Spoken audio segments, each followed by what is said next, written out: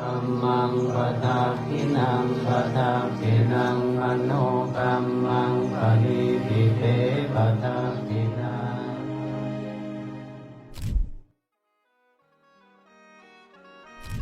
สำหรับงานทำบุญในครั้งนี้ที่น่าปลื้มปิติดีใจปลื้มใจดีอกดีใจที่สุดของข้าน้อยเอง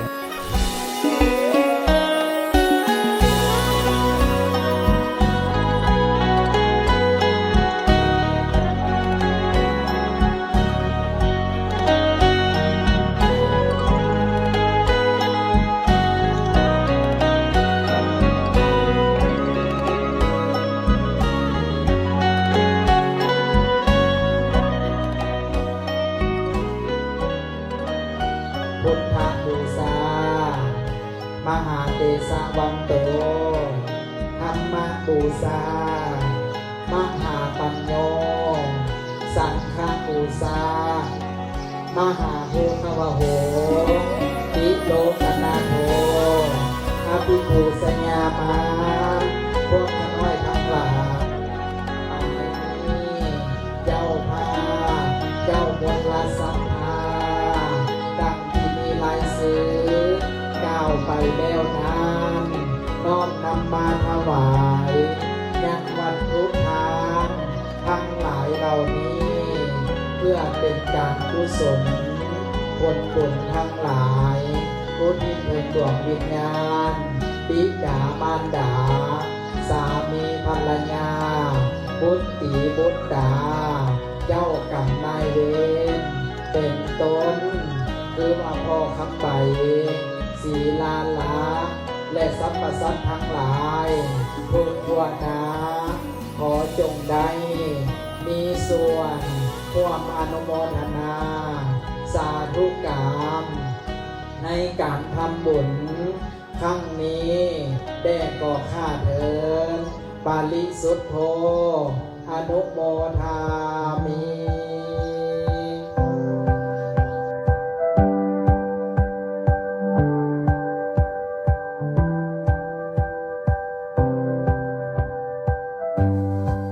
สำหรับงานเฮ็ดบุญในครั้งนี้ก็ได้สำเร็จเสร็จสิ้นลงไปอย่างจบงามฉะนั้นแล้วทางครูบาเองจึงขอขอบอกขอบใจมายังบรรดาศรัทธาออกตนญาติโยมทุกท่านที่ได้ประกอบส่วนร่วมบุญในงานและกับผู้ที่ร่วมทั้งออนไลน์บ่ว่าจะเป็นทางภายในและต่างประเทศทางครูบากับบ่มีอย่างหลายที่จะตอบบุญแทนคุณก็มีแต่คำขอบอกขอบใจและก็คำอวยไสให้พรมายังบรรดาศรัทธาญาติโยมทุกท่านจงมีแต่ความสุขความเจริญหายทุกข์หายโศกหายโรคหายภัยเจ็บอย่าได้ไข้อย่าเห็นเขียนอย่าพ่อมารให้ภัยนี้อยู่ดีมีแหงโชคลาภร่ำรวยจงเจริญด้วยอายุวันนะสุขะพละตลอดไปเถิด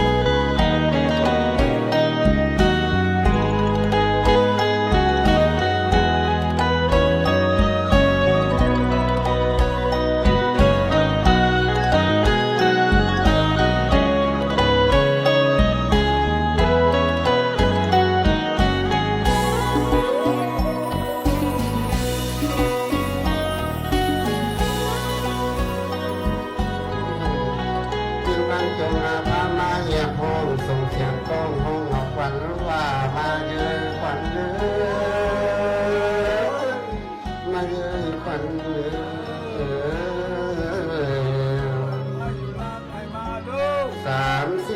วันในมา92 วันในมาวงคืนขวัญแทงมาอยู่แทงลีลาขวัญขามาอยู่กลางลีไล่ขวัญแขนซ้ายและแขนขวากันหัวตาเนนาผากขวัญปากและขวัญหูขวัญดังดูดมกิน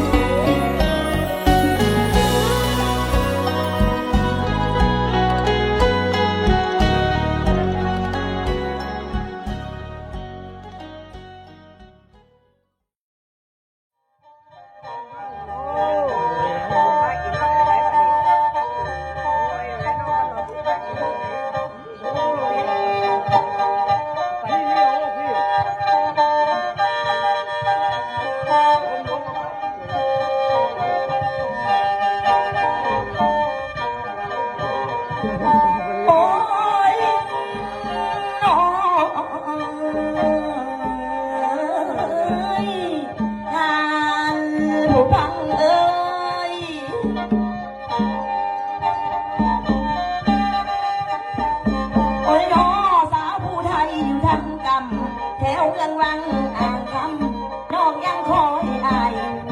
ว่าอยากพี่นั้นน้องสู่มาเทียงทางน้องฮอนคำอายอายเสนอซ้อนใบยามันหอมน้องอยู่ท้องถิ่นเมืองวีระเมืองที่มีผู้พาหน่วยพาน้องเคียงสอนในดงดอนก็มีใหม่ดวงจันทร์อลังคาสาคูนาลินเล่นพวงพังเต้นสนั่นเลือนแท